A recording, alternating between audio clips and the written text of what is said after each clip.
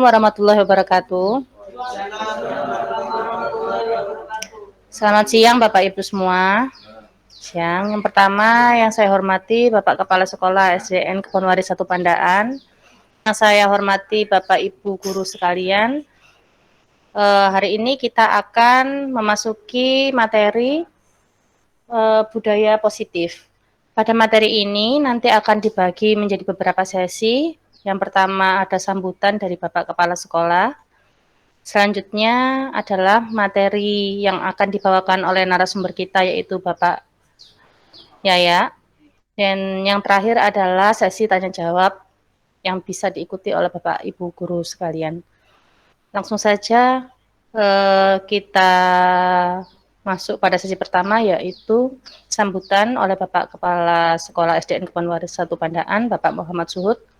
Dipersilahkan.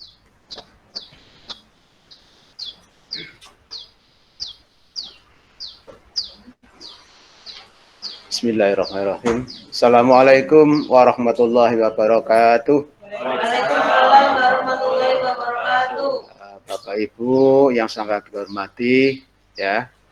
Pada hari ini kita melaksanakan kegiatan, ya, sosialisasi sebenarnya ini, ya, untuk teman kita yang mendapat tugas sebagai guru penggerak.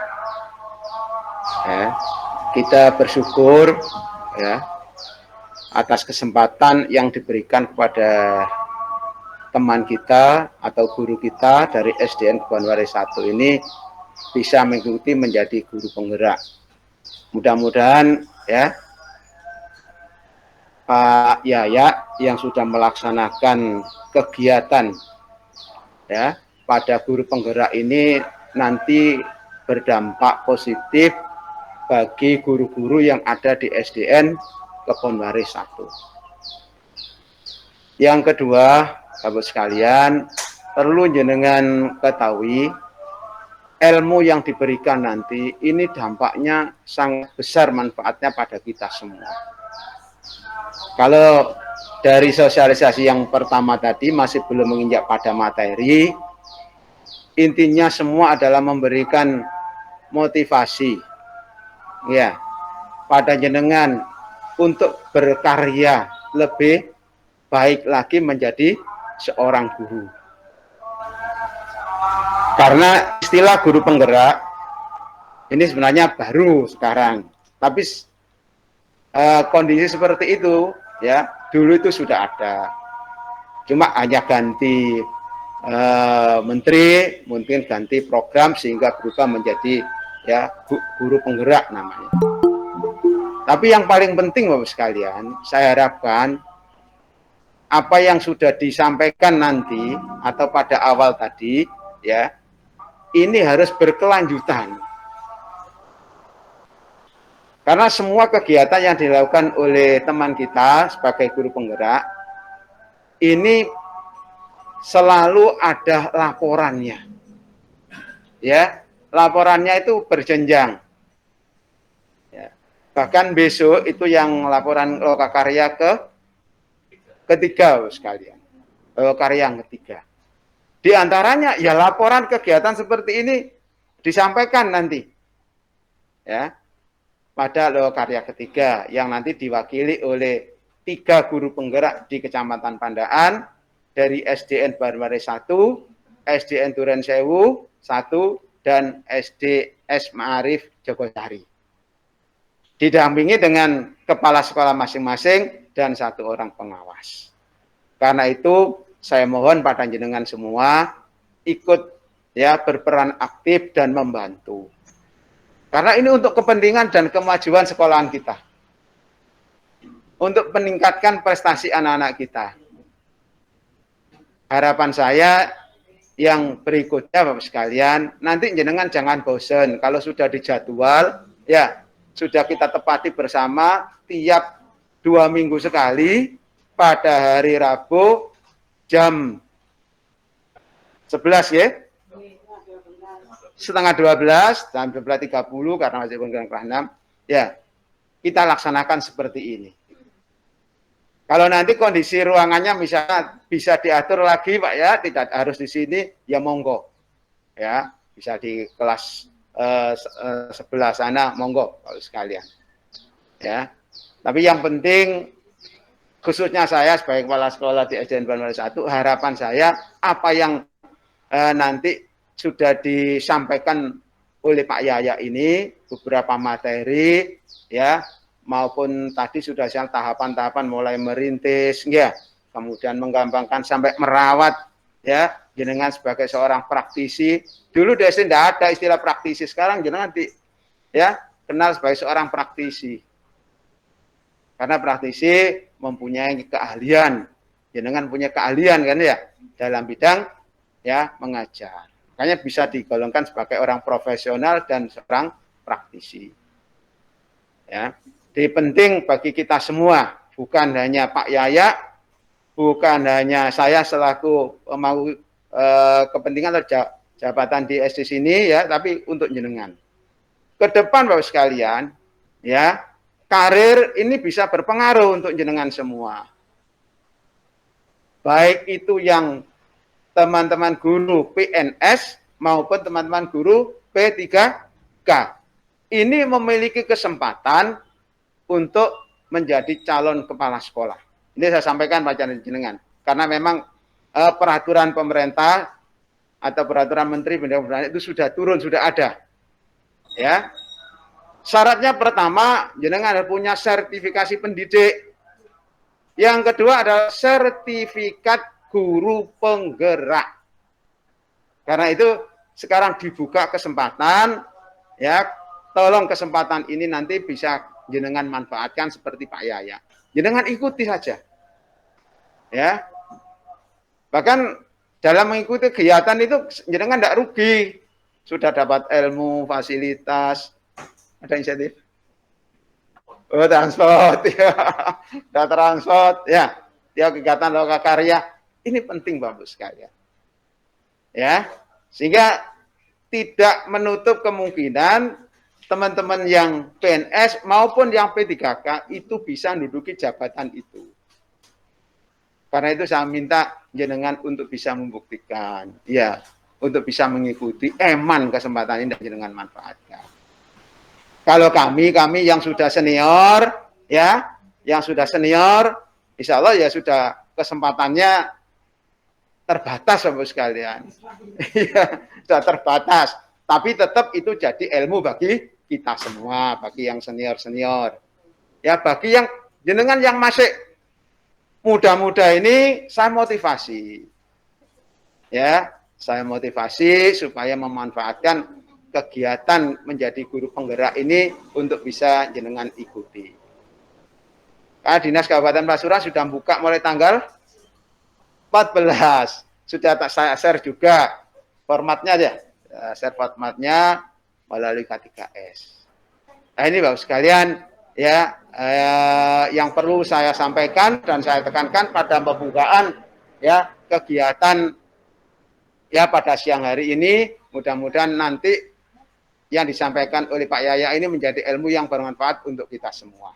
Oke. Sebelum saya akhiri, saya hanya mengingatkan titip pada jenengan hari Sabtu SD kita itu ketempatan kegiatan lomba KSN. Ya, tolong besok dibantu untuk menyiapkan ruangannya, ruangan lomba IPA, matematika, ruangan untuk sekretariat dan ruangan untuk konsumsi. Ya, tadi sudah kita rapat bersama kepala sekolah Gus 3 karena memang ini hajatnya gugus cuma diletakkan di SDN Banwaris.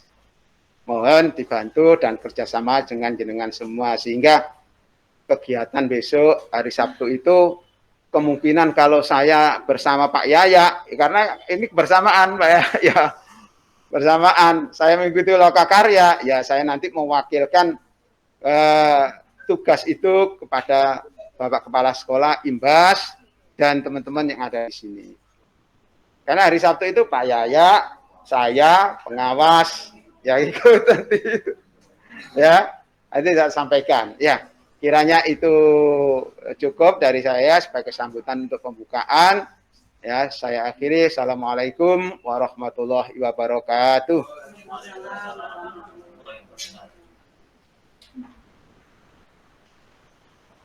Terima kasih. Saya sampaikan kepada Bapak Kepala Sekolah SDN Keponwaris 1 Pandaan. Sesi selanjutnya yaitu penyampaian materi tentang budaya positif yang akan disampaikan oleh Bapak Yaya. Pada Bapak Yaya, kami persilakan.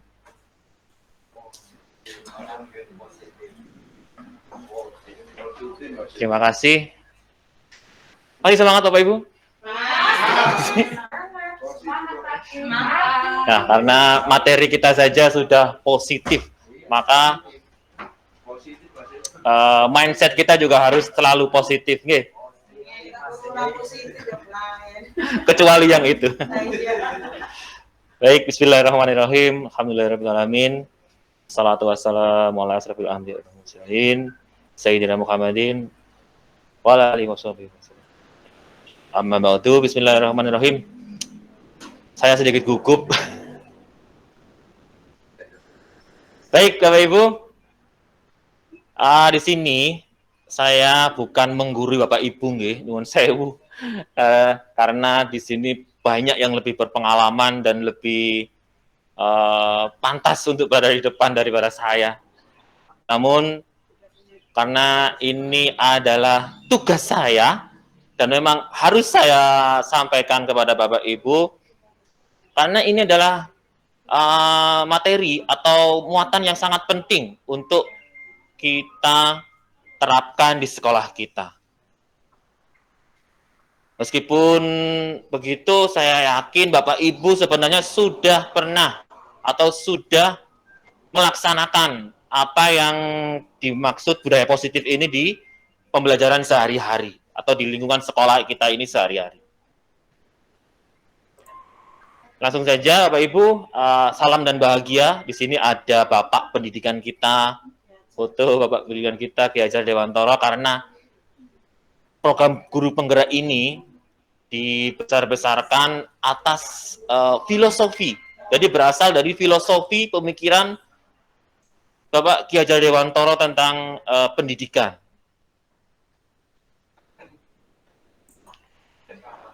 Agenda kita pembukaan tadi sudah kita buka bersama-sama, kemudian presentasi konsep yang akan saya sampaikan, dan nanti saya harap ada tanya jawab atau diskusi bersama-sama dan kita berefleksi bersama.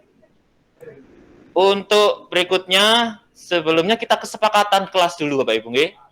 Kita sepakati dulu kelas kita, pertemuan ini harus bagaimana, harus bagaimana, harus bagaimana.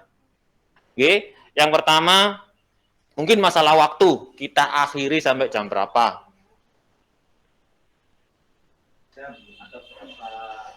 Waktunya monggo nanti. Kemungkinan paling enggak 45 menit selesai insya Allah. Oke, 1 jam lah telat. Oke. Kemudian ketika forum ini kita laksanakan sama-sama, bagaimana seharusnya? Monggo, ada ide? Sampaikan dulu aja materinya. Nah, maksudnya biar pertemuan ini berjalan lancar. Yang pertama mungkin kita harus bahagia, oke? Pasti itu happy, gitu kan? Kemudian berikutnya kita harus saling menghargai sesama anggota. Nggih, HP monggo misalkan, tapi di silent lah, nggih. HP di silent mawon biar nggak ada kelindung-kelinding. Kemudian apalagi yang boleh kita sepakati? Peran aktif Bapak Ibu, nggih, diharapkan juga nanti. Setiap awal kegiatan buat memotivasi semangat untuk membangkitkan peserta. Oh, nggih, nggih. Nanti sebelah sini ada Pak, ada sini. Nggih. Nggih. Logika bisa jalan kalau logistik bisa. Oh, maaf. Untuk pertemuan berikutnya, nggih. Ini masih awal. Bismillah. Nah, ini pesan dari Bapak pendidikan kita, Ki Hajar Dewantoro. Jadi budaya positif itu nggak jauh dari budi pekerti. Kita sudah mengenal, kita sudah begitu familiar dengan pendidikan pekerti, budi pekerti di sekolah kita, atau pendidikan karakter di sekolah kita. Kita ambil contoh, ini perkataannya Bapak Diajar, kita ambil contoh perbandingannya dengan hidup tumbuh-tumbuhan seorang petani. Dalam hakikatnya, kita sebagai pendidik itu sama kewajibannya dengan seorang petani, Bapak Ibu. Yang menanam padi misalnya, hanya dapat menuntun, pendidik itu hanya dapat menuntun tumbuhnya padi. Padi ini sudah kita anggap adalah murid-murid kita. Kita hanya bisa menuntun.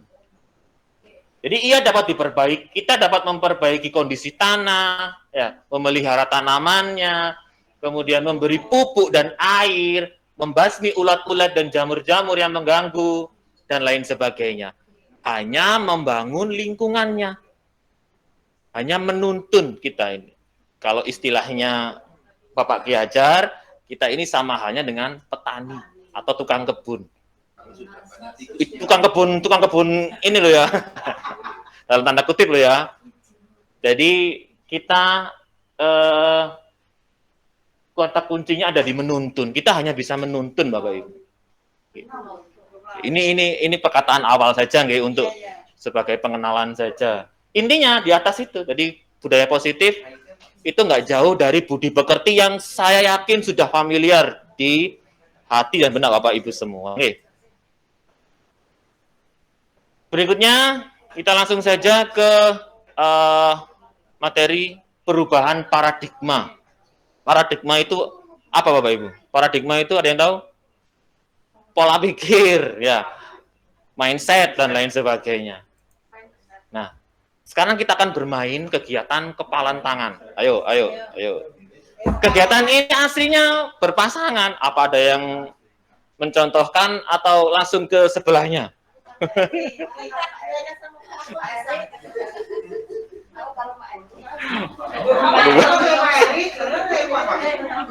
Oke. Permainannya sepertinya, Bapak Ibu. Ada A dan B. A adalah Anda sendiri, B adalah teman Anda. Oke. Sebelah secari kertas kecil atau enggak usah, enggak apa-apa. Tuliskan benda atau sesuatu yang sangat berharga untuk Anda. Jadi sesuatu anggap genggaman Anda itu ada sebuah benda yang berharga di dalamnya. Oke, digenggam. Boleh.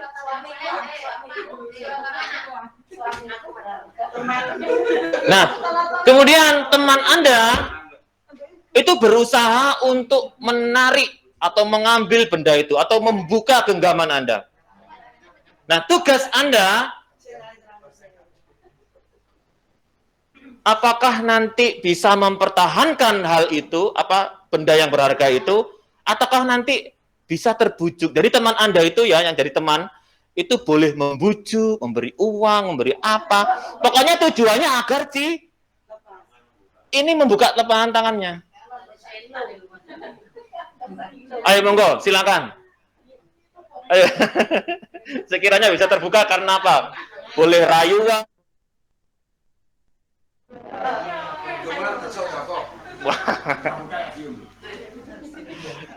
Ayo.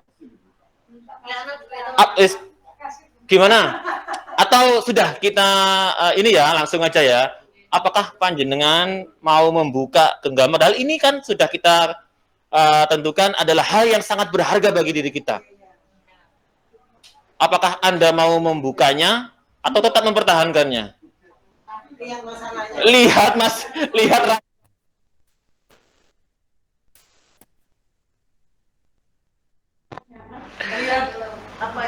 Kalau yang dibutuhkan.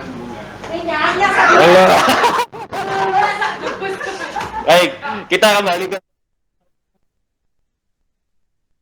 Jadi ketika kita mau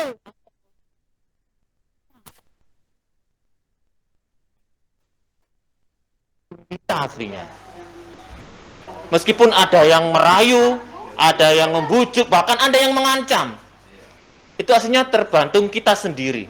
Misalkan ada yang mengancam, berarti kita mengizinkan untuk membukanya. Oke. Kemudian kalau ada yang merayu, berarti kita mengizinkan diri kita untuk tergoda.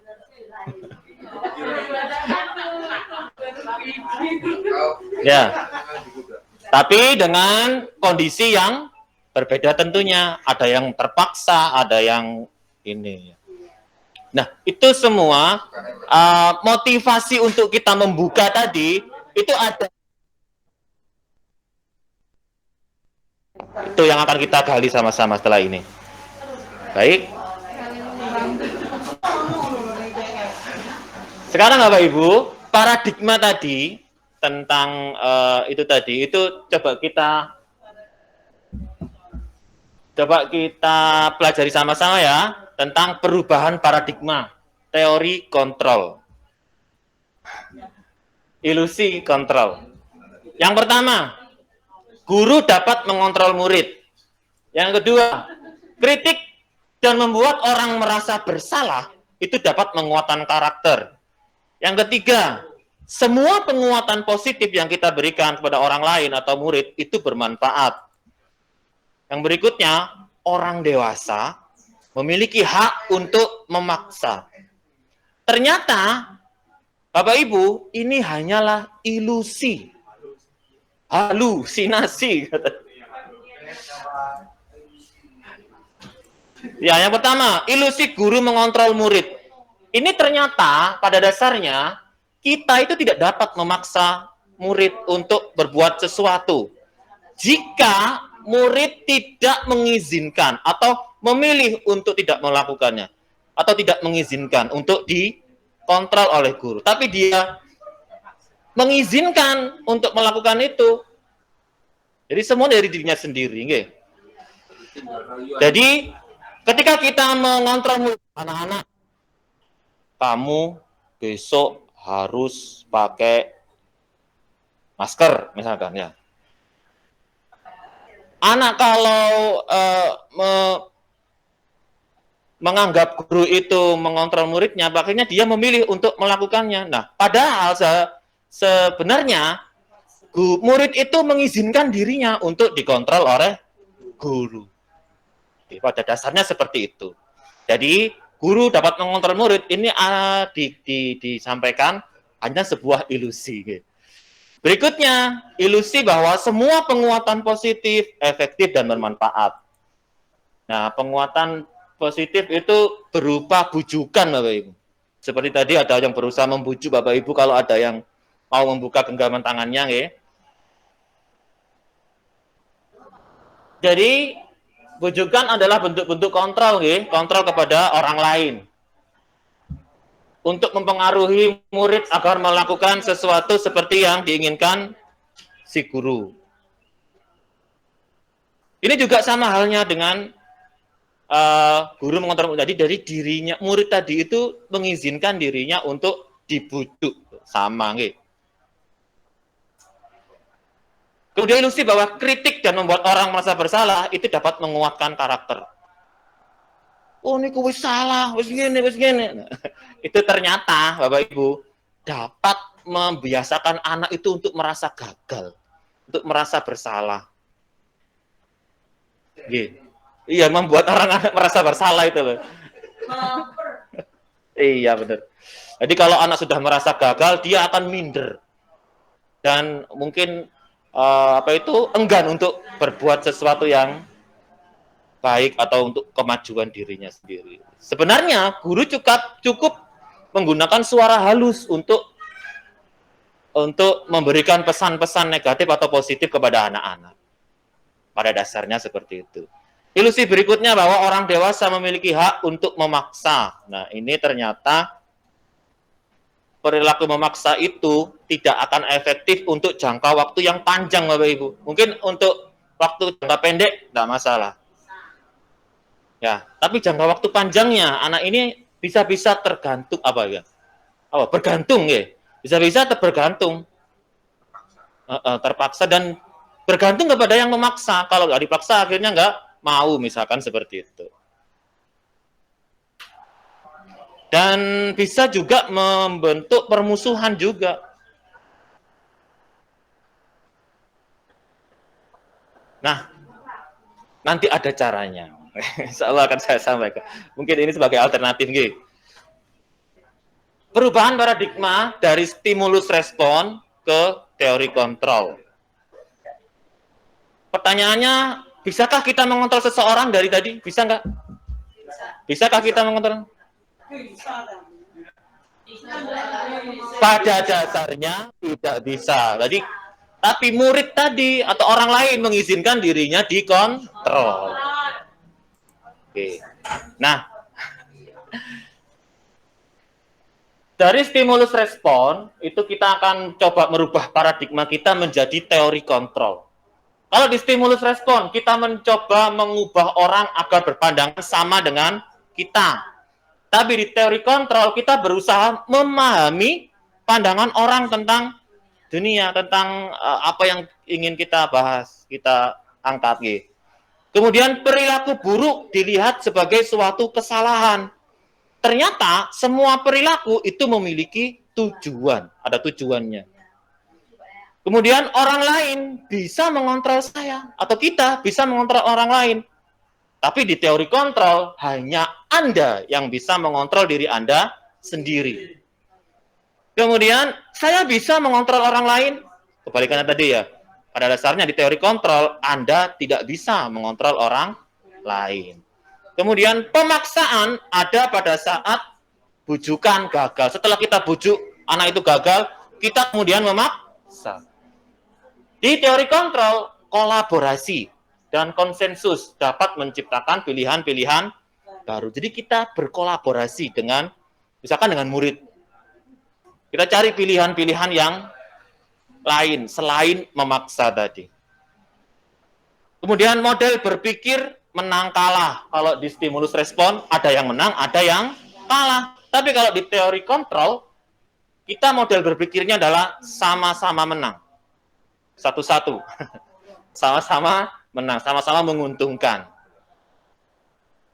Oke, nanti ada Bapak Ibu materi bagaimana membentuk anak atau menangani anak yang berbuat kesalahan, ada insya Allah kita pelajari sama-sama. Dilanjut ya? Sekarang kita beralih ke disiplin, karena ini budaya positif, budi pekerti, karakter, itu hubungan dengan disiplin, sikap disiplin. Disiplin ini berasal dari bahasa Latin yang berbunyi disiplina. Ternyata artinya itu adalah belajar loh Bapak Ibu. Jadi disiplin itu tidak bisa dipaksa, tapi anak itu bisa belajar kemauannya sendiri. Oke.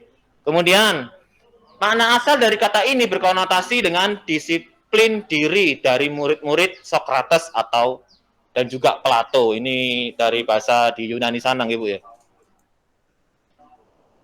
Kemudian disiplin diri membuat orang menggali potensinya menuju sebuah tujuan. Kemudian apa yang dia hargai. Namun dalam budaya kita, makna kata disiplin telah berubah menjadi sesuatu yang dilakukan seseorang pada orang lain untuk mendapatkan kepatuhan. Selama ini yang kita lakukan termasuk saya. Kecenderungan umum adalah menghubungkan kata disiplin dengan ketidaknyamanan, bukan dengan apa yang kita hargai atau pencapaian suatu tujuan mulia. Jadi disiplin kita hubungkan dengan hukuman. Kita hubungkan dengan bagaimana menangani anak-anak yang indisipliner atau melakukan kesalahan dengan sanksi dan lain sebagainya. Padahal disiplin artinya adalah belajar. Nah, sekarang kita bicara motivasi. Apa sih motivasi perilaku manusia ini? Ada orang, misalkan saya menaati aturan, termotivasi karena apa? Saya memakai masker, termotivasi karena apa? Yang pertama, ada untuk menghindari ketidaknyamanan atau menghindari hukuman. saya mau pakai masker biar gak dimarahi Pak Yaya doa. Karena murid-murid itu kalau saya jalan wis ngene. Nah, ternyata motivasi ini dari eksternal, ya, dari luar, agar saya tidak dihukum. Itu ternyata motivasinya dari luar. Kemudian yang berikutnya, untuk mendapatkan imbalan atau penghargaan. Aku nggak masker ya, baik tangguh dipuji Pak Yaya atau Pak Anang. Aku tak teko isuk rek, baik tangguh oleh jajan. Jadi dia mengharapkan imbalan atau penghargaan. Nah ini juga dari luar ini, motivasi eksternal ini. Nah yang perlu kita kembangkan kepada anak-anak dan juga diri kita masing-masing adalah motivasi dari dalam atau motivasi eksternal, internal maksud saya. Nah ini untuk menghargai diri sendiri, menjadi insan yang sesuai harapan kita sendiri. Saya mau datang pagi karena memang ini tugas saya. Karena saya ingin lebih baik, karena saya ingin menghargai waktu. Saya ingin menghargai diri saya sendiri. Jadi muncul dari dirinya sendiri. Nah, motivasi ini yang dari internal, intrinsik apa namanya? Intrinsik ya. Intrinsik, motivasi intrinsik yang berasal dari diri kita sendiri. Dari dalam. Nah, budaya positif atau disiplin nanti itu kita harapkan muncul dari motivasi intrinsik ini, Bapak Ibu. Bukan karena anak kepingin dihargai atau bukan karena anak menghindari hukuman. Nah, kita masih punya PR banyak. Bagaimana kelakuan anak-anak yang kita jumpai banyak sekali yang berkaitan dengan disiplin. Bagaimana tugas kita juga nanti menumbuhkan motivasi internal dari anak-anak. Makanya tadi kita berkolaborasi bersama-sama. Baik, kita lanjutkan. Kalau ini sekedar iklan, Bapak Ibu. Kita mengingat Bapak Pendidikan kita. Menurut Ki Hajar Dewantara, merdeka itu artinya tidak hanya terlepas dari perintah orang lain, akan tetapi juga cakap buat memerintah diri sendiri. Nah, kecakapan untuk memerintah diri sendiri inilah yang berhubungan dengan nilai intrinsik tadi. Ya, motivasi dari diri sendiri untuk berbuat positif, untuk disiplin, untuk belajar, untuk berlaku dalam kehidupan sehari-hari dengan baik. Itu semua kalau bisa dari diri sendiri. Nah, budaya positif, misalkan saja di sekolah kita, Bapak Ibu, itu bisa diciptakan dari ruang lingkup lingkungan yang positif. Kemudian kita buat keyakinan kelas.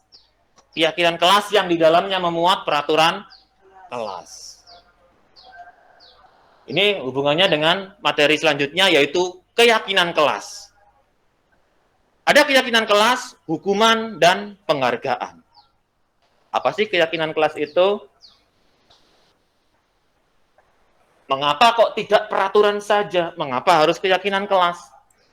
Mungkin ada pertanyaan seperti ini, pernyataannya. Mengapa kok kita memiliki peraturan harus menggunakan helm bila mengendarai kendaraan roda 2? Nah, itu motivasi eksternal itu ya, menghindari hukuman. Mengapa kita memiliki peraturan 3M? Memakai masker, mencuci tangan, dan menjaga jarak. Mengapa? Nah, kalau untuk menjaga kesehatan diri kita sendiri, itu baru intrinsik ya. Tapi kalau biar nggak dimarahi Pak Guru, Bu Guru, berarti karena motivasi dari luar, eksternal. Mengapa kita memiliki peraturan harus datang tepat waktu pada saat mengikuti pelatihan atau mungkin waktu belajar sehari-hari? Nah, kalau jawabannya agar untuk menghargai waktu, menghargai diri sendiri, nah itu baru intrinsik. Jadi kita kembali ke nilai-nilai atau keyakinan-keyakinan yang lebih menggerakkan seseorang dibandingkan mengikuti serangkaian peraturan-peraturan. Kalau peraturan kan biasanya bunyinya dilarang ini, harus ini, ini ya, iya. Nah kalau beda dengan keyakinan kelas ini Bapak Ibu, itu dibentuk dari kesepakatan kelas. Misalkan kita bicara di kelas, bicara di kelas masing-masing. Anak mungkin akan lebih bertanggung jawab untuk mematuhi peraturan-peraturan jika anak-anak itu terlibat untuk membuatnya. Maka dia akan berpikir, loh, aku lewis penyepakati iki, lah kok aku kate melakoni. Berarti mungkin bisa sedikit direm. Jadi keyakinan kelas itu sama halnya dengan kesepakatan kelas yang dibentuk bersama-sama di dalam kelas. Nah, keyakinan kelas bersifat lebih abstrak daripada peraturan yang lebih rinci dan konkret. Kemudian keyakinan kelas berupa pernyataan-pernyataan universal, umum, daripada kalau peraturan kan dilarang ini, ingatan nggih. Kemudian pernyataan keyakinan kelas senantiasa dibuat dalam bentuk positif. Kalimatnya selalu positif, bukan tidak boleh bertengkar. Itu kan kalimat negatif, nggih. Kalau kalimat positifnya bagaimana? Saling menghargai, menghormati sesama teman, rukun. Nah, itu yang disusun. Kemudian keyakinan kelas hendaknya tidak terlalu banyak sehingga mudah diingat dan dipahami oleh semua warga kelas. Kemudian keyakinan kelas sebaiknya sesuatu yang dapat diterapkan di lingkungan tersebut, jangan muluk-muluk, tapi yang ada di lingkungan sendiri, di dalam kelas ya di dalam kelas. Kemudian semua warga kelas hendaknya ikut berkontribusi. Jadi murid pun kita libatkan untuk membuat keyakinan kelas ini.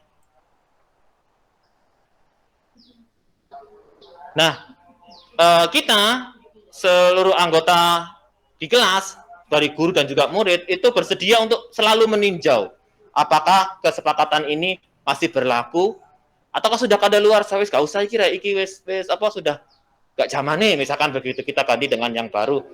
Tetapi tetap harus sesuai kesepakatan kelas masing-masing. Nggih. Duh, mari kok terus saya iki. Nah, ini contoh keyakinan kelas Bapak Ibu, terlihat nih. Kesepakatan kelas, datang tepat waktu, mengucapkan salam, menjaga kebersihan sekolah, berdoa, aktif, tertib. Kemudian bisa juga dalam sebuah kalimat seperti ini, kami guru dan murid yang saling menyayangi. Kami murid yang semangat dalam belajar. Kami murid yang peduli dengan teman-teman. Otomatis tidak bertengkar, ngilokno kancan ada di sini. Jadi kalimatnya universal dan juga positif. Oke, ini semua keduanya adalah keyakinan kelas. Untuk selanjutnya, Bapak Ibu,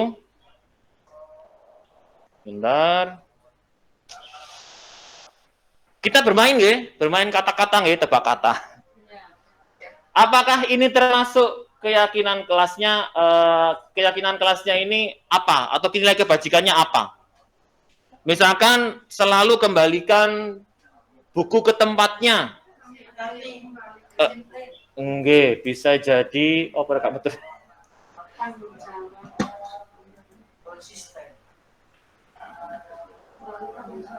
Mohon maaf, ini kok keluar.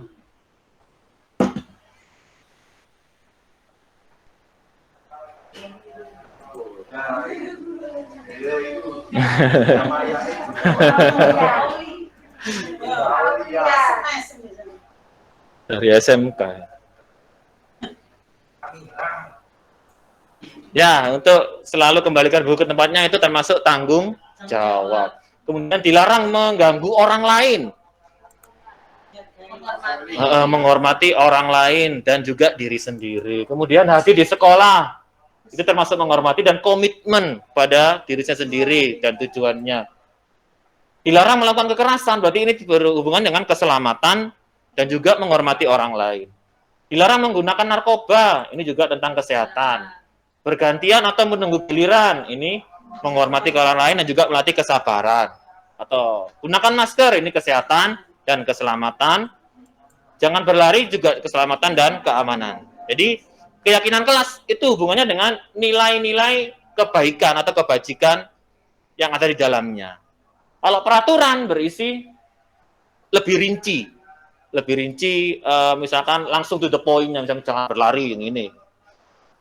Tapi ini kalau keyakinan kelas itu lebih universal. Oke. Paham Bapak Ibu nggih? Nah, ini saya bagi pengalaman membentuk keyakinan kelas di kelas saya. Bisa disaksikan nggih. Jangan lupa like dan subscribe. Kita akan membuat kesepakatan kelas atau keyakinan kelas. Pertama, tadi kan harus ada kesepakatan dengan muridnya. Yang harus kita lakukan atau yang tidak boleh kita lakukan. Ya, kita sepakati bersama agar nanti kamu ingat, oh iya sih, saya tidak boleh melakukan ini. Kan kemarin sudah disepakati. Ini kita sepakati bersama-sama dan kalian buat bersama-sama. Dan kesepakatan kelas ini melibatkan anak-anak, kita sepakati bersama-sama. Jadi apa yang kalian tuliskan di sini nanti? Jadi kalian ini saya sediakan selembaran lembar kertas.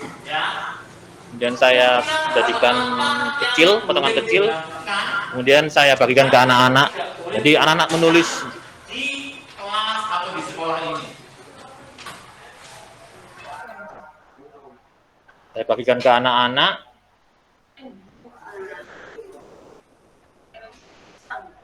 Kemudian anak-anak menuliskan. Jadi saya sampaikan apa yang harus kita lakukan di dalam kelas ini apa, yang tidak boleh apa.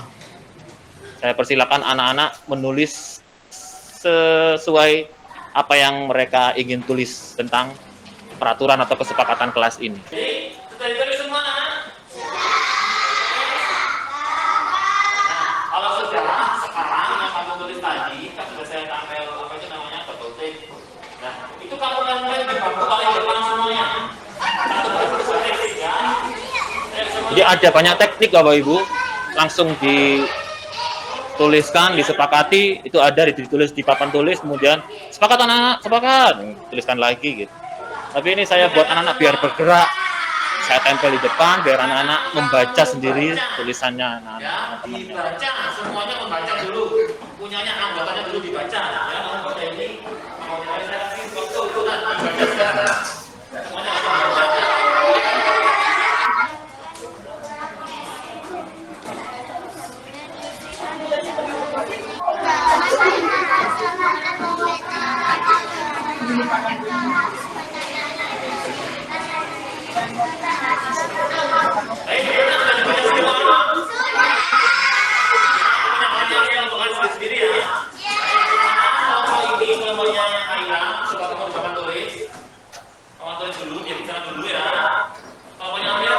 Pindah kelompok, gantian baca kelompok teman yang lain. Ya, dan kelompoknya Anda geser ke sini. Kelompoknya Muhammad geser ke sini. Ayo, pindah ke sana. Ayo, sekarang itu kamu baca. Dibaca hasil karya teman-teman ini.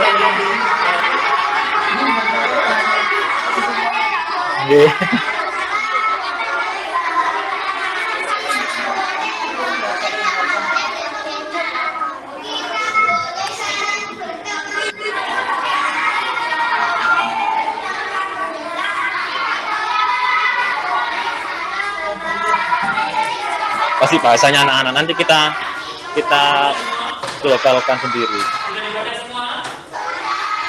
Itu semua adalah aturan-aturan yang kamu tulis sendiri dan yang harus kamu patuhi juga. Ya, lebih semua ada yang tidak boleh. Yang tidak boleh mengejar kemudian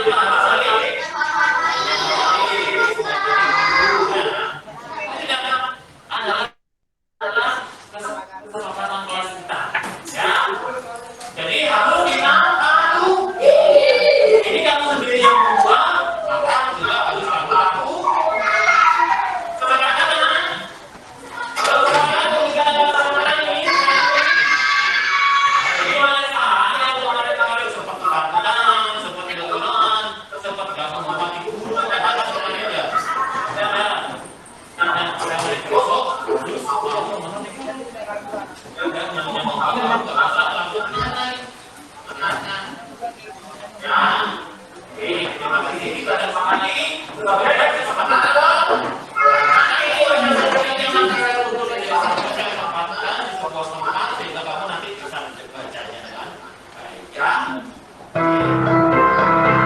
Tulisan anak-anak saya dokumentasikan, saya jadikan satu, pakai kalender. Manfaatkan.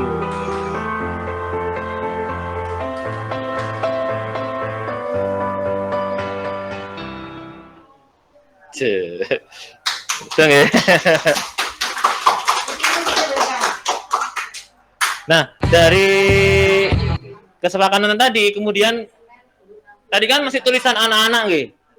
Itu baru kemudian saya globalkan sehingga kesepakatan kelasnya,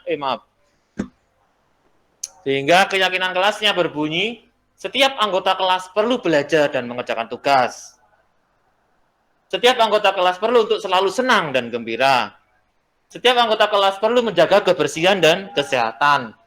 Setiap anggota kelas perlu merasa aman dan nyaman. Setiap anggota kelas perlu rukun dan saling menyayangi. Di ini saya globalkan sendiri. Rencananya mau saya tempel di kelas nanti biar bisa dibaca oleh anak-anak. Jadi awalnya dari kalimat anak-anak sendiri baru kita globalkan. Kalau tulisan anak-anak kita tulis kan terlalu banyak kadang. Jadi kita jadikan satu yang serumpun, kita jadikan satu poin sendiri. Ada banyak Bapak Ibu, saya yakin nanti ada ide sendiri muncul dari Bapak Ibu, misalkan bagaimana membentuk kesepakatan kelas yang melibatkan anak-anak ini. Saya yakin bisa. Saya insya Allah siap mendampingi Bapak Ibu, misalkan ingin gini. Monggo mari kita belajar sama-sama, karena kita satu anggota komunitas praktisi. Oke. Sekarang kita ke hukuman. Dihukum oleh penghargaan. Pengaruh jangka pendek dan jangka panjang. Penghargaan menghukum, penghargaan mengurangi ketepatan, penghargaan tidak efektif, penghargaan merusak hubungan. Nah, ternyata pemberian penghargaan itu ada jeleknya, Bapak Ibu. Pengaruhnya ada di jangka pendek dan juga jangka panjang. Misalkan tadi anak itu tergantung, akan bergantung. Yang muncul nanti malah nilai motivasi kalau mengabulkan. Motivasi eksternal. Saya ingin melakukan ini biar dapat penghargaan. Akhirnya ketika penghargaan itu tidak dapat kita berikan, si anak ini kecewa. Jadi ada jeleknya, ada baiknya pasti ada, cuman sisi negatifnya ternyata juga ada, seperti itu Bapak Ibu. Kemudian penghargaan ini menghukum Bapak Ibu, percaya? Saya enggak, kalau ternyata penghargaan ini menghukum. Menghukum siapa? Menghukum yang tidak mendapatkan penghargaan, betul. Jadi akan muncul rasa iri, hati, dengki, dan apa? Iya. Ya, jadi nggih, pasti ada baiknya, nggih. Cuman nggih, leres. Cuman ini perlu kita jabarkan juga ternyata sisi lainnya itu ada gitu loh, Bu, nggih. Kemudian penghargaan ini mengurangi ketepatan. Istilahnya itu kita misalkan mengira seperti itu dengan memberi penghargaan, anak akan termotivasi dan sebagainya. Ternyata ada sisi lainnya yang tadi saya sebutkan, anak jadi tergantung. Kalau saya ternyata membuat ini nggak dapat penghargaan, dia kecewa, dia ini. Biasanya penghargaannya berupa permen, pas waktu itu gurunya nggak bawa permen, lu kalau apa-apa, ini akhirnya kecewa. Ada sisi lainnya, gitu. Kemudian sama halnya dengan tidak efektif dan merusak hubungan. Ini merusak hubungan dengan teman yang tidak dapat penghargaan, merusak hubungan dengan siapa, pasti ada. Jadi ini sisi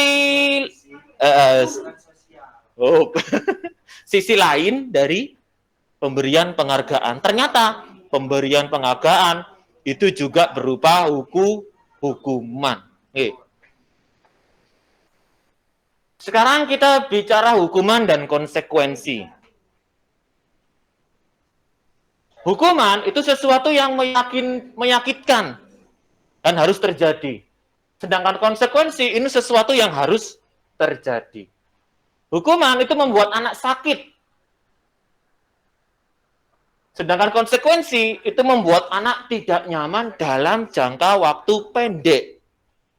Misalkan kita beri konsekuensi apa anak, dia pada waktu itu saja merasakan tidak nyamannya, tapi kedepannya mungkin dia bisa belajar. Kalau konsekuensi, kemudian kalau hukuman, anak membenci kedisiplinan. Setelah dihukum, ternyata anak ini kembali saja melakukan kesalahan. Kenapa? Karena dia dihukum tadi. Sedangkan kalau konsekuensi, dia akan menghargai disiplin. Dia akan tahu, oh tiba-tiba aku wingiku salah. Oh tiba-tiba, karena yang diberikan itu berupa konsekuensi, bukan hukuman. Kemudian hukuman itu berupa paksaan.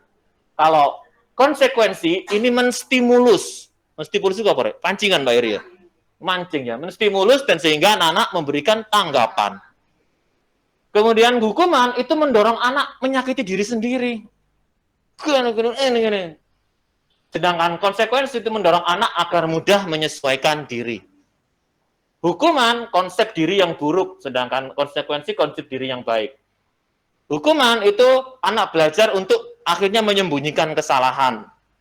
Sedangkan kalau konsekuensi, anak akan belajar untuk kemudian mematuhi aturan. Kalau hukuman, anak akan marah, kemudian muncul rasa bersalah, kemudian dipermalukan teman-temannya, ya. Kemudian merasa juga tak dihargai. Sedangkan kalau konsekuensi, dia memang kehilangan hak, dibuat tidak nyaman, kemudian diasingkan, tapi untuk waktu yang sementara saja. Pada waktu itu, Dok. Dari sini mungkin bisa dikerucutkan atau diambil kesimpulan. Ternyata konsekuensi itu seperti apa harusnya? Ada yang bisa menyampaikan? Konsekuensi itu berhubungan dengan kesepakatan. Ya, bisa. Bisa jadi. Kalau sama ini bakalan ini. Karena nggak disepakatan antara dua belah. Boleh. Kalau boleh. Sudah mutlak sudah. Terima kasih Bu Rizka, bagus sekali. Ada yang lain, Bapak Ibu? Jadi intinya kalau konsekuensi itu Bapak Ibu berhubungan dengan tujuannya. Misalkan kita anak tidak memakai masker, kemudian kita suruh caring di lapangan. Itu namanya hukuman Bapak Ibu, karena tidak ada hubungannya dengan masker, tidak tujuannya. Jadi apa yang harus kita lakukan? Harus sesuai dengan tujuannya. Kalau anak tidak pakai masker, ya kita suruh misalkan ambil masker ke kantor, misalkan kelasnya di sana, gitu. Jadi konsekuensi itu istilah intinya apa? Berhubungan dengan tujuan dari yang diberikan, Bapak Ibu. Kemudian kita akan bermain, Bapak Ibu, apakah yang di sini ini termasuk hukuman ataukah konsekuensi? Terlihat, Bapak Ibu? Yang pertama, mencatat 100 kali buku kalimat saya tidak akan terlambat. Termasuk apa? Iya, termasuk hukuman karena hubungan. Kemudian lari mengelilingi lapangan basket 2 kali karena terlambat hadir di sekolah. Ini juga hukuman, nggak ada hubungannya. Kalau terlambat, lapok kok dikongkon lari gitu loh, nggak ada hubungannya. Kemudian murid diminta untuk push up 15 kali karena tidak menggunakan masker. Termasuk apa? Hukuman. Kemudian mengganti kertas tugas teman yang telah dicoret-coret. Nah, ini konsekuensi, ada hubungannya dengan tindakannya. Ini masuk konsekuensi. Membersihkan tumpahan air di meja saat belajar, ya itu termasuk konsekuensi. Kemudian murid disuruh untuk mengenakan sepatu seharian. Iya, hukuman. Kemudian lari mengelilingi lapangan basket 2 kali karena terlambat 10 menit untuk pelajaran PJOK materi gerakan berlari. Termasuk konsekuensi ya, karena dia terlambat kan materinya, maka disuruh lari. Jadi intinya konsekuensi itu memberikan pelajaran bagi anak itu sehingga nanti di jangka panjangnya ia akan lebih baik lagi, istilahnya gitu. Memang dia tidak nyaman dalam jangka waktu pendek pada waktu itu, tapi ke depannya insya Allah dia akan mengambil pelajaran. Intinya di situ. Nggih. Beda dengan hukuman. Karena hubungannya sedikit tindakan atau perilaku kepada anak tersebut. Baik, sekarang diapain gue? Masih semangat ya? Tepuk semangat.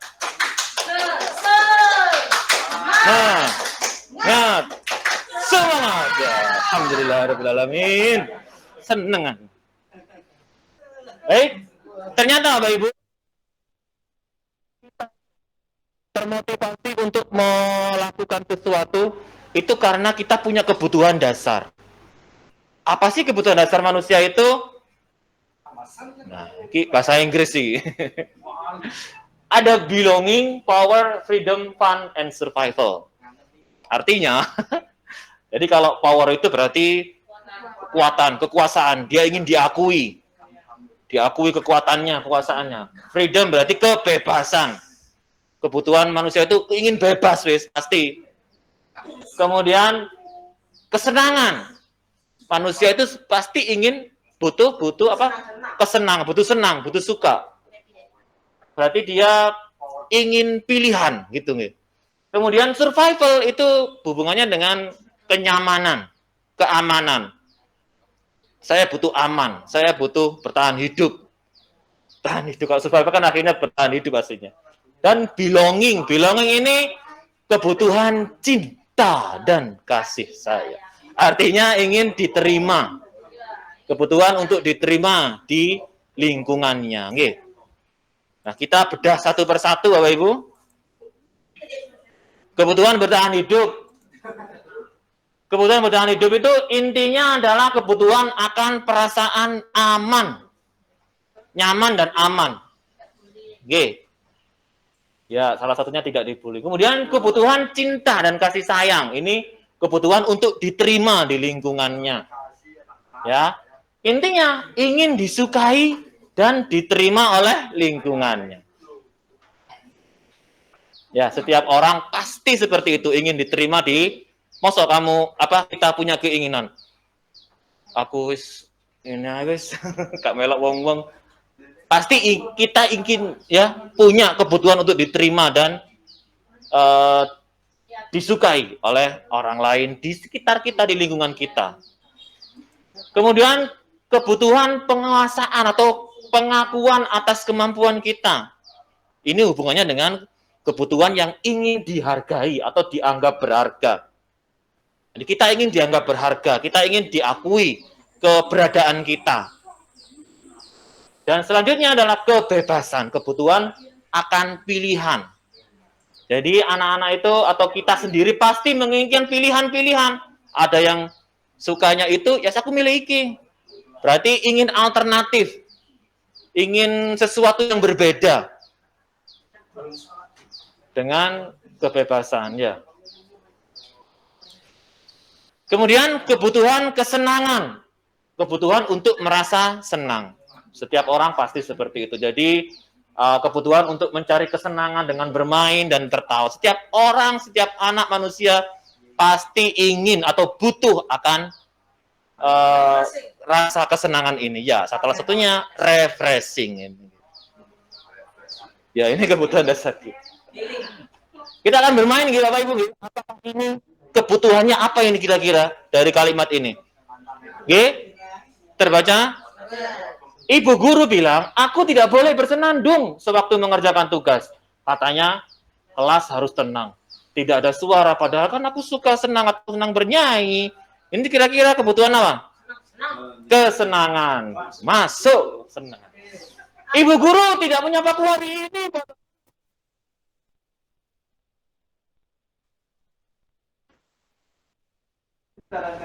Kepingin apa? Diterima dan cinta dan kasih sayang seperti Pak Makful. Mantap. Aku bosan. Mantap.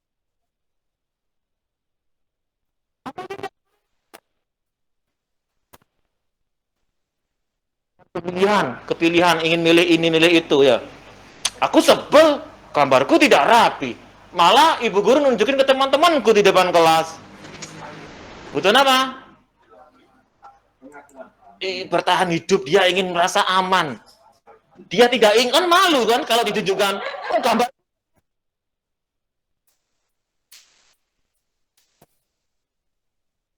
Jadi ini bertahan hidup. Aslinya ya kebutuhan akan perasaan nyaman aman tadi. Jadi setiap anak itu ternyata punya kebutuhan itu, Bapak Ibu. Nah, sekarang tolong ini di ya, hati-hati. Baik Bapak Ibu.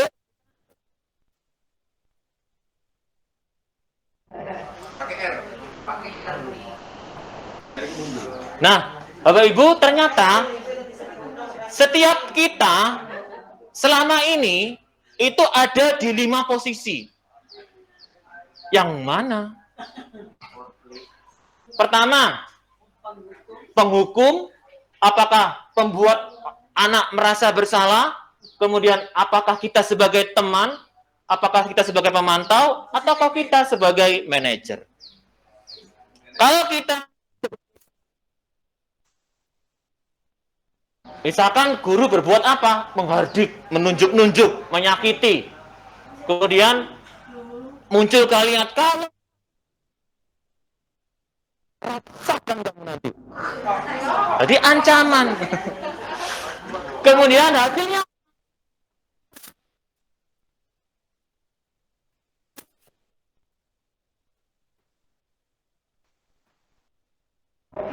kemudian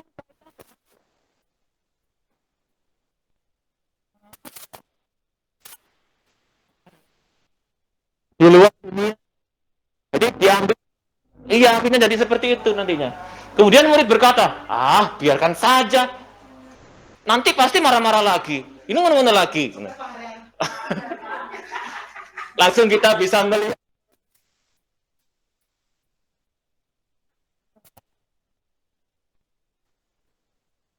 Kalau kita sebagai penghukum. Kemudian posisi berikutnya sebagai pembuat merasa bersalah. Nah, mungkin kita sering berceramah ya. Dan mengatakan seharusnya rek, kamu itu gak ngono, kan itu gak eling tabian mari tak kayak ngene. Aku ini kecewa rek. Akhirnya anak kan merasa bersalah. Nah, kamu seharusnya itu ya, kamu sudah tahu, ibu ini lelah, saya ini lelah. Ibu stres mikirkan kamu. Akhirnya anak merasa bersalah, yang merasa bersalah. Kemudian hasilnya anak itu akan menyembunyikan perasaannya, menyangkal dan juga berbohong. Nah, kemudian murid akan meletakkan guru di dalam dunia berkualitas, dalam dunianya. Kemudian murid akan berkata dan menyesal, maafkan saya, tapi dia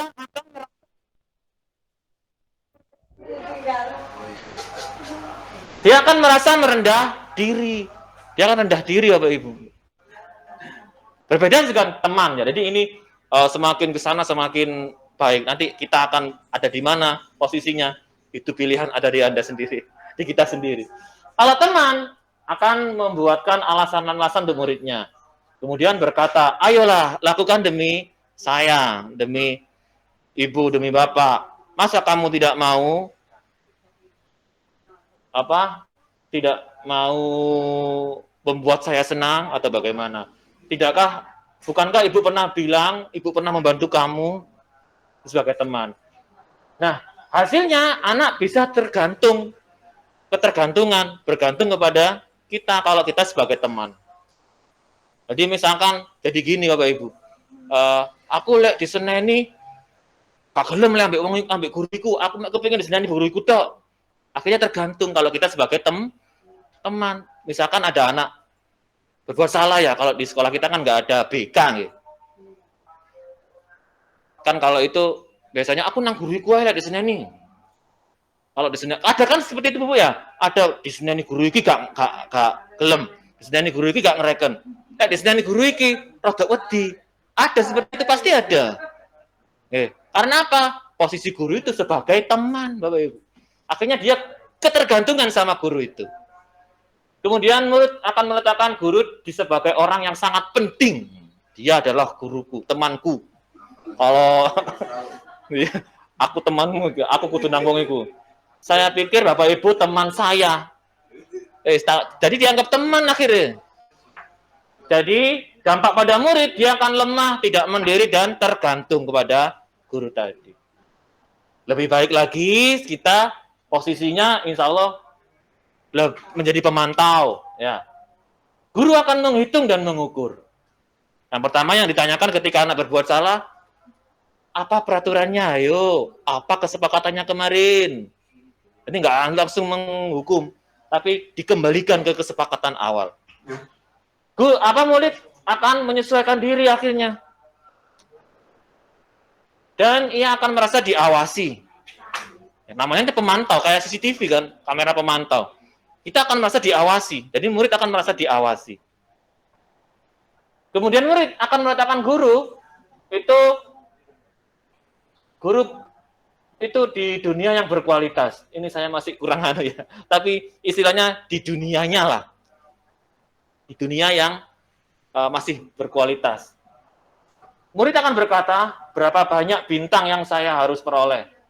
Dia akan menanyakan penghargaan akhirnya, tapi berapa halaman yang harus saya tulis. Pasti tetap ada di eksternal, motivasi eksternal. Dan dampaknya, murid akan menitik beratkan pada sanksi atau hadiah. Jadi motivasi eksternal yang diharapkan. Oke. Nah, yang lebih baik lagi ada di posisi manajer. Ya apa manajer itu memang. Kalau di posisi manajer, guru akan mengajukan pertanyaan-pertanyaan. Anak-anak, yang misalkan ada anak melakukan kesalahan ya, anak-anak, apa sih tujuanmu melakukan hal itu? Kamu tahu nggak kemarinnya sudah kita sepakati apa? Ya. Sekarang apa yang harus kamu lakukan? Ayo. Gitu. Jadi kita akan seperti ini ya. Apa yang kita yakini kesepakatan kelas tadi? Nah sekarang apa yang bisa kamu kerjakan untuk memperbaiki masalah ini? Istilahnya apa? Mendorong murid untuk mengatasi permasalahannya sendiri. Istilahnya memancing intrinsiknya, nilai intrinsiknya, motivasi intrinsiknya. Hasilnya dapat menguatkan pribadi murid tersebut. Kemudian murid akan meletakkan dirinya sebagai individu yang positif. Jadi dirinya yang ditempatkan dalam dunia berkualitas. Dan ia akan berkata, bagaimana ya caranya saya untuk memperbaiki kesalahan ini? Jadi dia akan berpikir solusinya sendiri untuk menyelesaikan masalah itu. Ya. Sehingga ia dapat mengevaluasi diri dan bagaimana cara untuk memperbaiki dirinya sendiri. Jadi ini nilai intrinsiknya yang digali. Sekarang Bapak Ibu ada pertanyaan, di manakah posisi Anda sebelum belajar modul ini? Di mana? Kalau saya terus terang saja sering di penghukum. Waduh, benar. Ya, sebelum belajar modul ini saya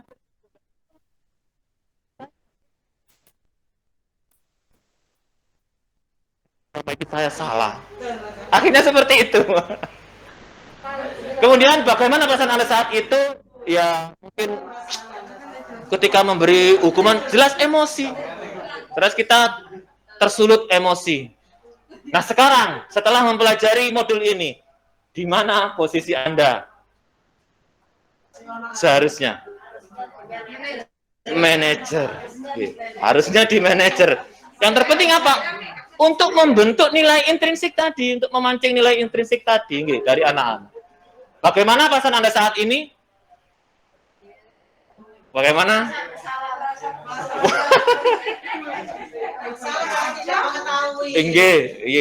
Saya pun merasa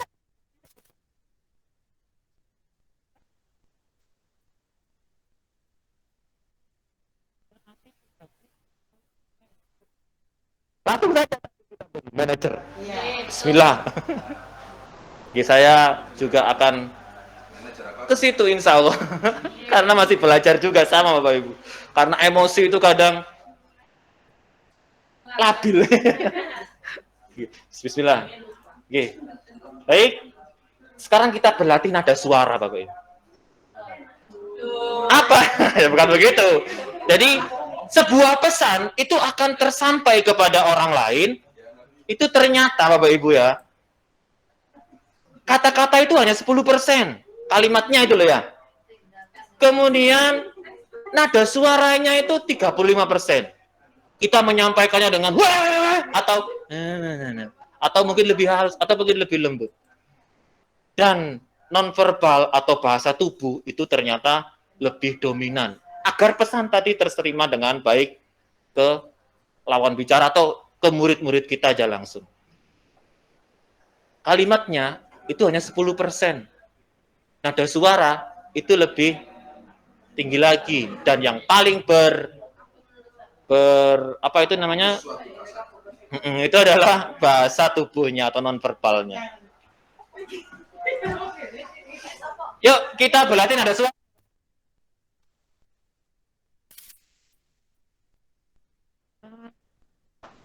Sesuai misalkan jadi penghukum bagaimana, sebagai perasa bersalah bagaimana, kemudian sebagai teman harus bagaimana, dan sebagai memantau. Jadi kalau kita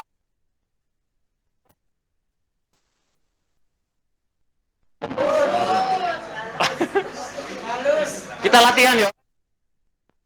Yang pertama kalimatnya, apa yang kamu lakukan? Penghukum dulu. 1, 2, 3.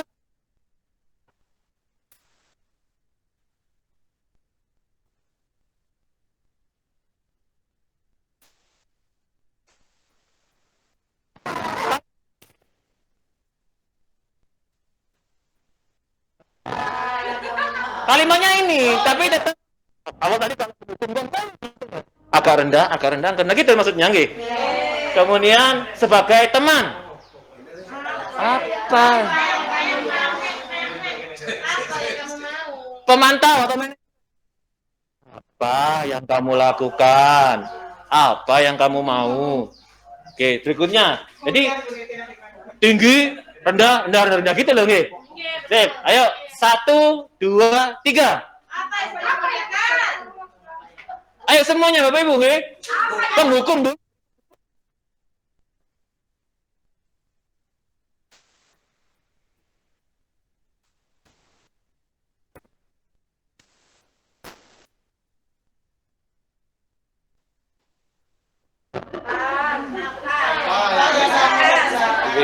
Sebagai teman,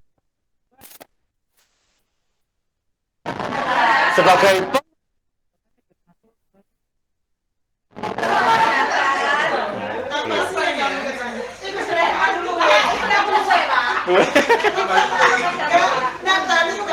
jadi intinya kalau tadi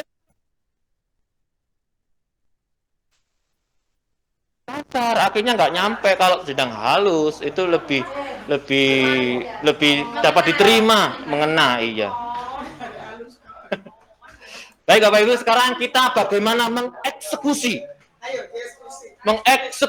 mereka atau anak-anak yang melakukan tindakan indisipliner atau kesalahan.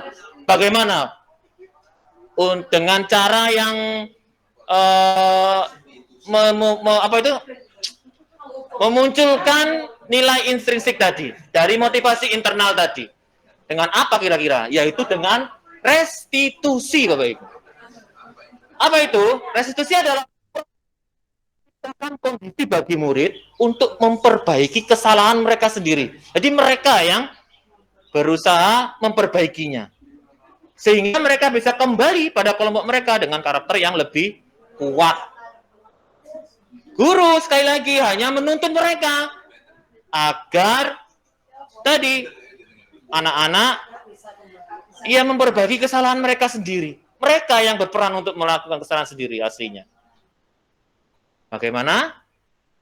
Nah, kita kenali ciri-cirinya dulu. 9 ciri-ciri restitusi. Yang pertama, bukan untuk menebus kesalahan atau mencari siapa yang salah. tapi untuk belajar dari kesalahan. Yang berikutnya, untuk memperbaiki hubungan. Ya kalau hukuman dan penghargaan tadi dapat merusak hubungan ya, kalau restitusi itu bisa baik hubungan dengan sesama mereka temannya atau sesama murid dan guru.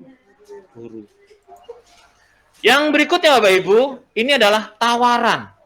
Kita menawarkan pada mereka, bukan paksaan. Kita memberikan alternatif pilihan. Oh ini loh Rek, begini loh. Kamu mau seperti ini atau memilih seperti tetap melakukan kesalahan seperti itu. Jadi ini sebuah tawaran.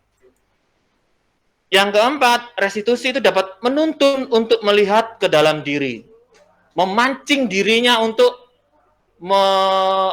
memunculkan motivasi dari dalam dirinya sendiri untuk berbuat baik.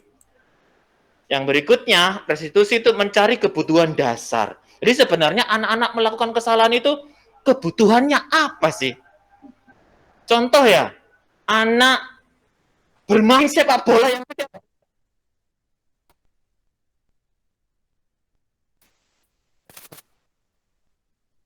kita ini yang perlu kita rubah. Iya. Setiap hari kemarin sudah saya halo-halo, tadi masih bal-balan naik. Kenapa? Karena mereka punya kebutuhan aslinya Bapak Ibu.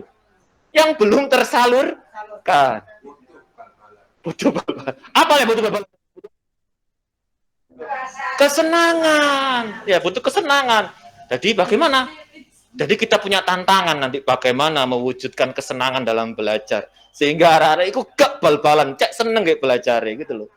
Jadi kita perlu memikirkan hal-hal seperti itu. Nomor 6. Restitusi diri adalah cara yang paling baik untuk memperbaiki diri. Ya, nomor 7. Restitusi ini fokus pada karakter, bukan tindakan. Kita fokus memperbaiki karakter, bukan memberikan tindakan berupa hukuman atau bahkan penghargaan. Yang berikutnya, restitusi adalah fokus pada solusi. Solusinya bagaimana? Yang berikutnya, restitusi itu mengembalikan murid yang berbuat salah pada kelompoknya.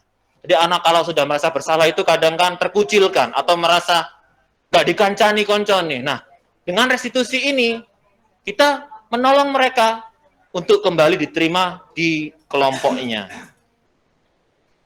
Bagaimana? Restitusi, langkah-langkahnya dikenal dengan nama segitiga restitusi. Dari bawah, kita menstabilkan identitas mereka dulu. Jadi, ini kita sebagai pemantau, minimal sebagai pemantau atau sebagai manajer. Posisi kontrol kita ya. Pada langkah menstabilkan identitas, itu kita berikan pertanyaan-pertanyaan atau pernyataan sehingga anak-anak itu untuk tergali sendiri solusinya. Yang pertama, setiap orang pasti pernah melakukan kesalahan. Apa yang kamu lakukan ini tidak separah yang dilakukan orang lain. Jadi istrinya anak itu tidak merasa bersalah dan tidak terkecil hati. Kemudian, nah kamu bukan satu-satunya yang pernah melakukan ini. Di kono iku anak yang lebih parah, Rek. Jadi istrinya tetap menguatkan anak-anak, Bapak Ibu. Kemudian berikutnya, validasi tindakan yang salah. Kita kejar sehingga mereka tetap mengakui kesalahan, tapi tidak merasa bersalah saja. Dengan jalan, pertanyaan mungkin, kamu tentu punya alasan melakukan hal itu. Kamu pasti punya kebutuhan apa yang kamu butuhkan, sehingga kamu melakukan itu, melakukan kesalahan itu. Dan selanjutnya kita menanyakan keyakinan. Kan tadi sudah kita awali dengan keyakinan kelas ya. Kamu ingat gak keyakinan apa yang sudah kita sepakati bersama-sama?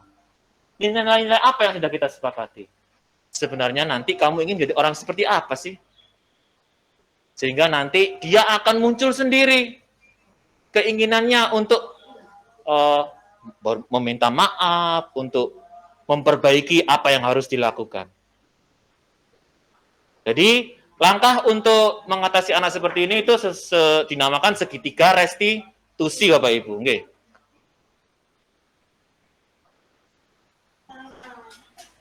Nah, untuk menstabilkan identitas itu sekali lagi untuk membuat murid yang merasa gagal karena berbuat salah menjadi positif terhadap dirinya. Oke. Kemudian realisasi tindakan yang salah itu membantu murid mengenali basic need atau kebutuhannya apa, kebutuhan dasarnya yang dilakukan sehingga dia melakukan hal itu. Yang berikutnya menanyakan keyakinan, nah itu murid melihat kesalahannya kemudian dihubungkan dengan apa yang diyakininya atau keyakinan yang sudah kita sepakati apa kok dia sampai melakukan hal itu. Nah, intervensi 30 detik ini sama sebagai manajer itu bisa diberikan pertanyaan-pertanyaan seperti ini kepada murid. Apa kamu sering berbuat baik? Apakah saat ini kamu? Jadi sebagai manajer itu istrinya bertanya-tanya nih. Sama Bapak Ibu nggih. Gitu kita bertanya saja untuk memancing saja sehingga anak-anak itu punya keinginan sendiri untuk memperbaiki. Nah, ini contoh-contoh pertanyaannya. Oke.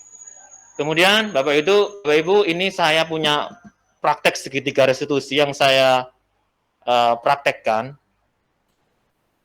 kepada murid kelas 6. Jadi ada anak yang kesalahannya tidak mau memakai masker, kemudian membentak-bentai teman-temannya. Posisi saya sebagai guru, bagaimana seharusnya? Ini salah satu Bapak Ibu bentuk kecil dari segitiga restitusi.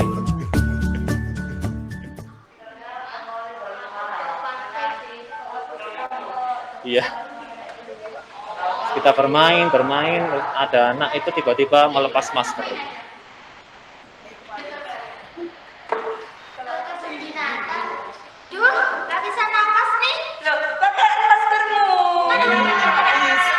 Diingatkan temannya nggak mau, marah-marah malah.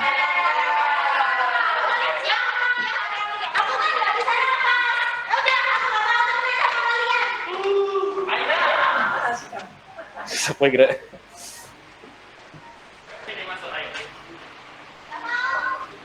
Jadi tidak langsung kita marahi anak tersebut, tapi kita ajak berbicara. Enggak. Tadi saya lihat teman-temanmu mengingatkan akan sesuatu padamu, tapi kamu enggan untuk menurutinya. Sampai teman-temanmu pun kamu marahi. Dan sekarang pertemanan kalian ya cuma ada yang bisa saya bantu. Sebenarnya apa sih yang terjadi? Iya Pak, tadi pada asyik ngobrol bersama teman-teman, saya merasa sesak, kemudian saya melepas masker agar bernapas dengan lega. Nah, kemudian teman-teman mengingatkan saya dengan nada yang kasar. Saya tersinggung dan balik memarahi mereka. Teman-temanmu mengingatkanmu, tapi kamu malah memarahi mereka. Iya Pak.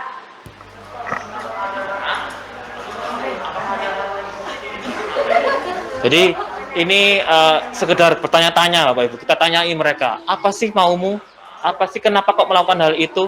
Apa yang sebenarnya kamu butuhkan? Apa yang ingin kamu inginkan? Nah, dengan begitu kalau sudah tahu, apa yang harus kamu lakukan? Jadi kita bertanya-tanya saja kepada anak-anak itu. Tentunya tidak semudah ini Bapak Ibu. Karena tantangan di lapangan lebih kompleks. Iya Pak.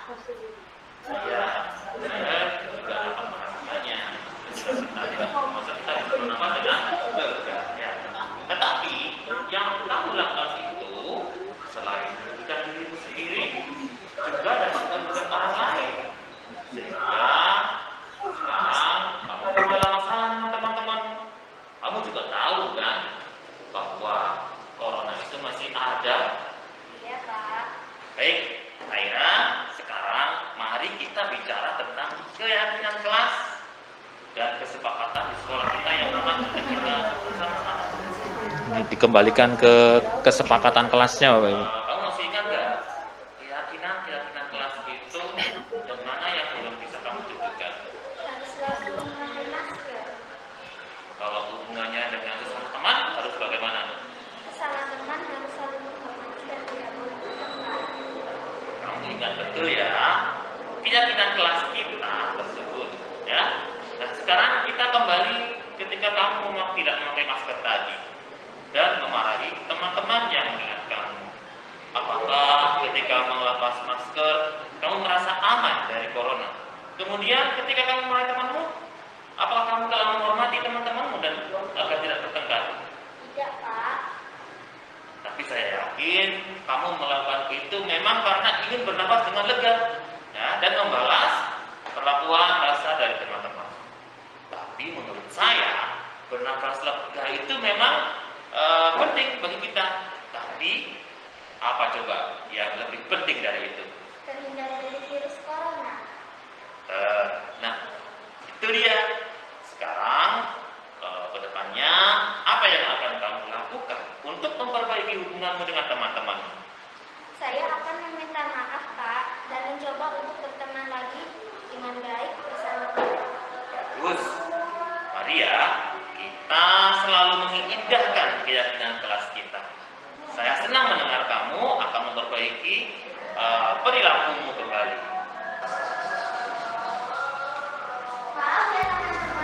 Nah, ini Bapak Ibu, akhirnya anak yang melakukan kesalahan tadi kembali ke teman-temannya, ke kelompoknya, dan diterima. Jadi tujuannya di situ, intinya.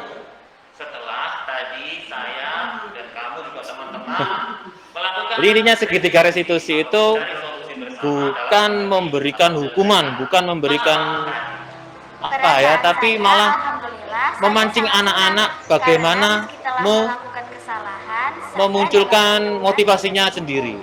Melainkan diajak untuk menyelesaikan masalah kami bersama. Bukan salah Bu, ada yang lebih baik.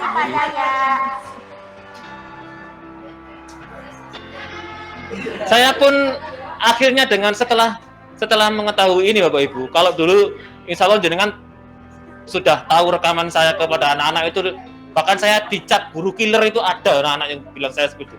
Bahkan manggil saya malaikat itu ada. Malaikat lewat malaikat. Golongannya Bayu dulu Bu. Bayu. Masya Allah, aku separah itu dari. Setelah mengetahui, mempelajari ini, memang saya mengetahui kesalahan saya di mana. Dan ini saya masih belajar Bapak Ibu, dan saya juga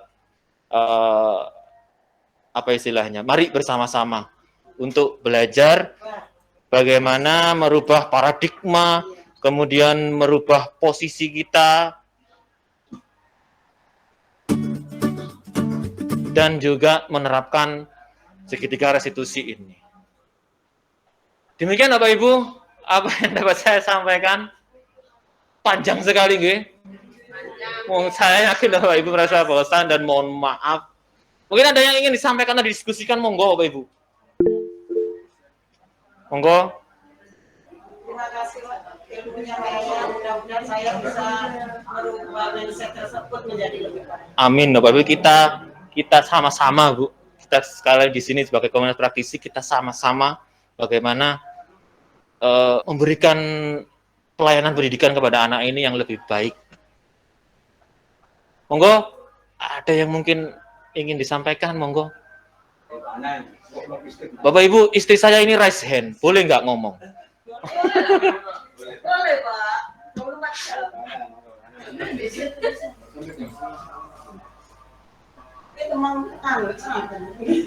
Monggo, Bu Aulia, apa yang mau disampaikan?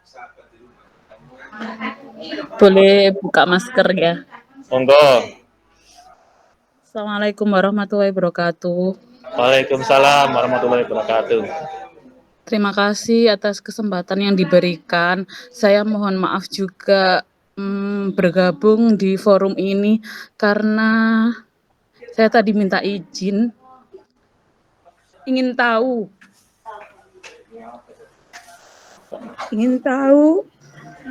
ilmu apa yang sudah didapatkan, karena kalau di rumah tidak mungkin ini bisa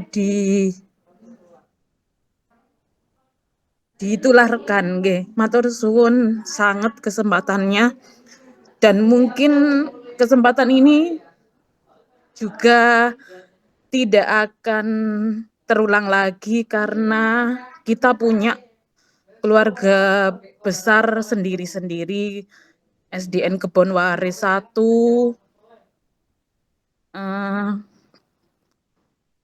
dan ada juga kesepakatan yang sudah mungkin disepakati bersama tadi.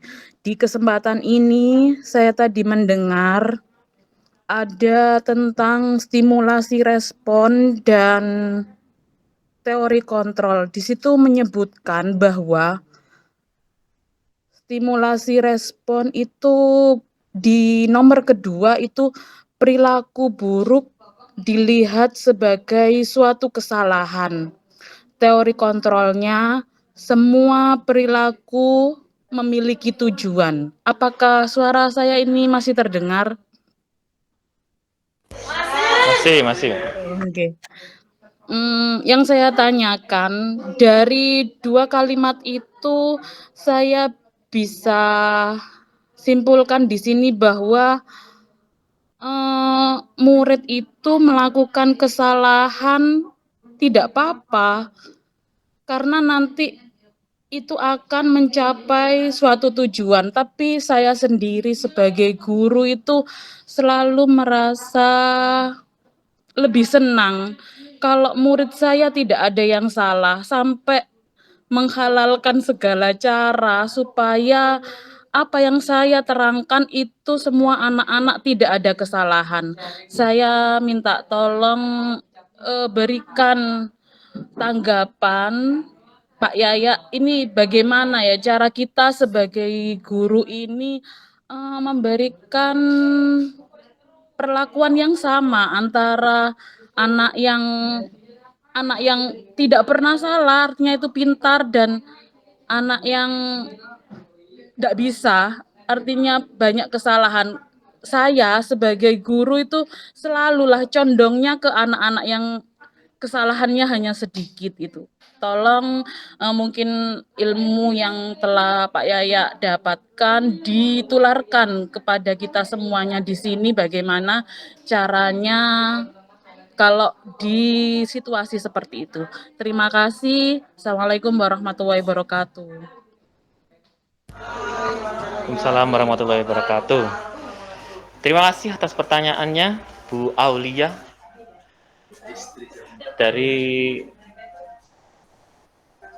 rumah, dari sekolah, Ibu. Dari sekolah. Dari sini saja.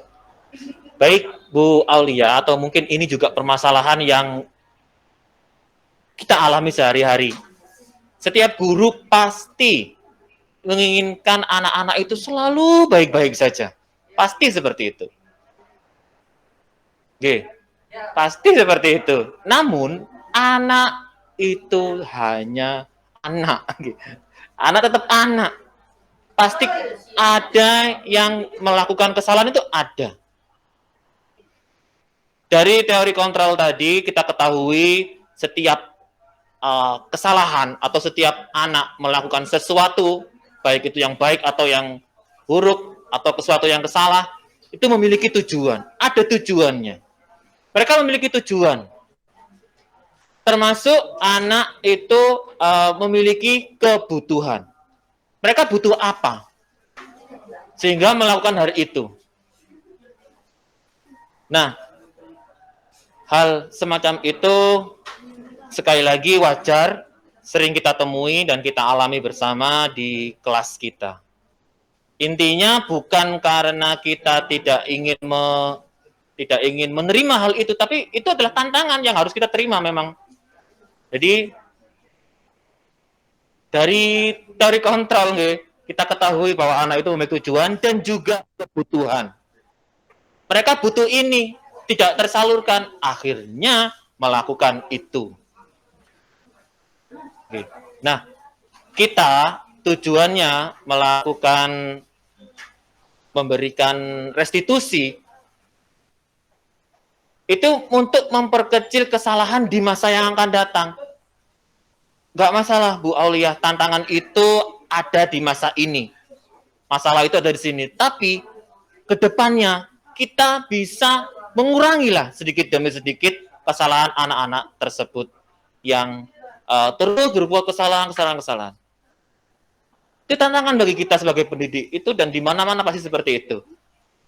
Intinya tujuan kita memberikan restitusi dengan segitiga restitusi untuk menggali itu tadi, tujuannya apa anak-anak itu. Kemudian apa kebutuhan dasar mereka sehingga melakukan kesalahan itu. Kemudian kita menstimulus dan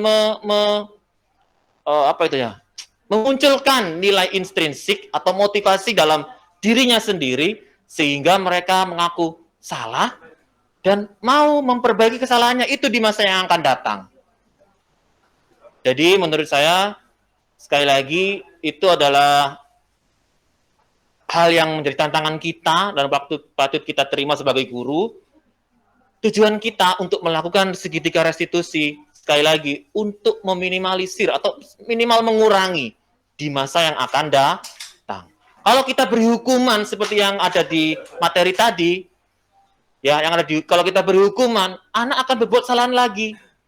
Kalau kita beri hukuman lagi, anak akan berbuat salah lagi, dia akan berbohong dan lain sebagainya. Tapi kalau dengan posisi kita sebagai manajer, dengan melakukan segitiga restitusi, insya Allah kita dapat meminimalisir kenakalan-kenakalan ya, dalam tanda kutip, anak-anak di masa yang akan datang. Nggih, Waulia ngoten cukup. Terima kasih. Iya, sama-sama. Bapak Ibu gimana? Ada yang mau disampaikan? Nggih, monggo Pak Anang, iki mendekat ke mic bisa Pak Anang? Mendekat ke mic. Biar kedengaran juga.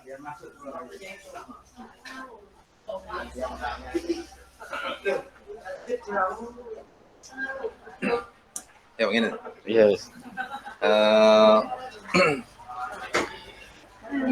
Sedikit mungkin dari masukan saya, mungkin dari selaku guru agama, karena baik dari apa yang disampaikan oleh Pak Yaya tadi, mulai dari adanya restitusi ataupun teori kontrol dan lain sebagainya, tidak lepas kalau menghadapi anak-anak yang mungkin kurang perhatian dari guru-gurunya, paling tidak kita itu harus lebih cenderung ke unsur batiniah, yaitu paling tidak memberikan bacaan Fatihah ataupun selalu mendoakan pada anak-anak yang sama-sama anak yang tersebut kurang perhatian dari seorang guru. Karena pada dasarnya justru malah anak-anak yang seperti itu yang pada akhirnya nanti muncul sebagai orang yang mempunyai kesuksesan tanpa disadari oleh beberapa dewan guru. Mungkin gara-gara doanya dewan guru atau gara-gara riadohnya dewan guru, sehingga para anak-anak yang seperti itu yang saat ini mungkin sulit kita kendalikan, di masa yang akan datang mereka akan mengetahui dampaknya. Mungkin itu sedikit yang saya sampaikan. Terima kasih.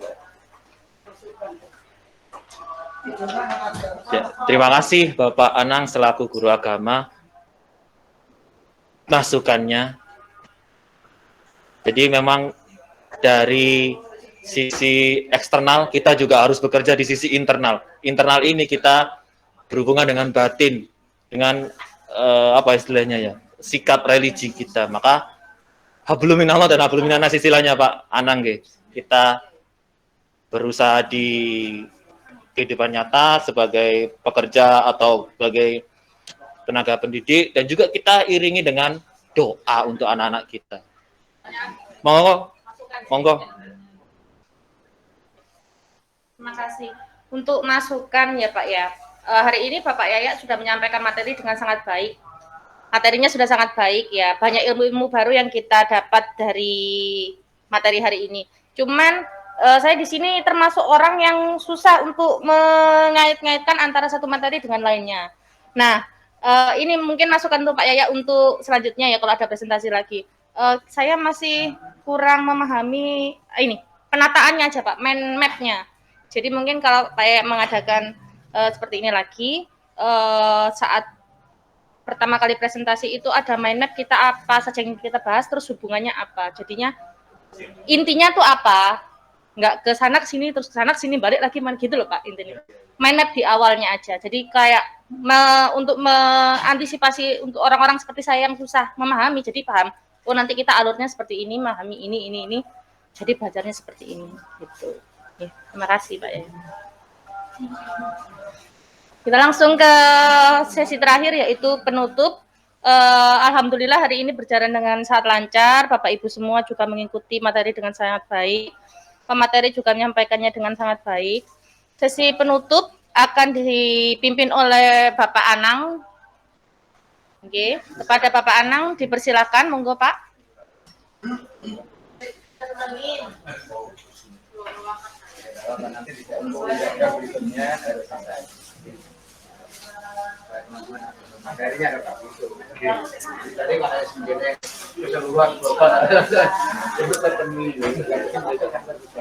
Al-hadiniyah hasil maqasid waqti kula hawaijana wa haja wa hawaiji asatina fi khasatan fi SDN Penwaris. Al-Fatihah.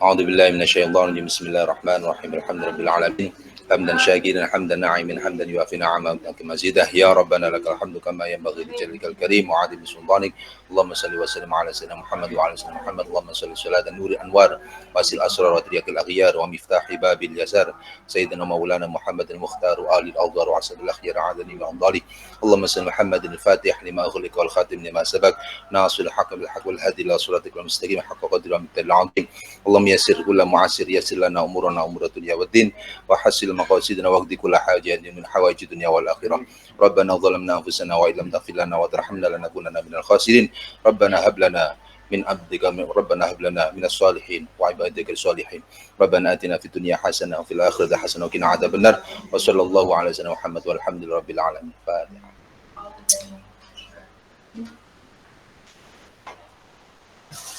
Apunten Bapak Ibu. Nggih.